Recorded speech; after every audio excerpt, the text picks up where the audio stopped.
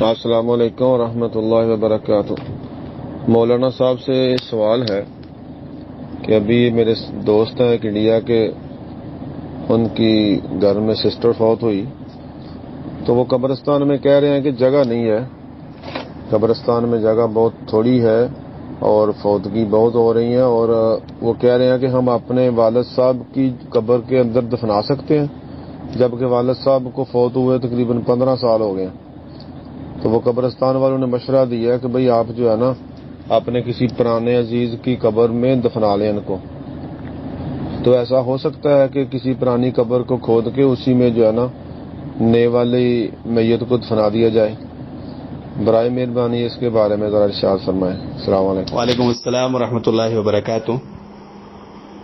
اگر والد صاحب کی قبر اتنی پرانی ہو چکی ہے کہ اس میں مردے کی جو ہڈیاں ہیں اور گوشت وغیرہ ہے وہ مٹی بن چکی ہے، تو ایسی صورت میں اس میں دوسری میت کو دفنانا جائز ہوگا، لہذا ایسی قبر میں دفنانے کی گنجائش ہے بوقت ضرورت۔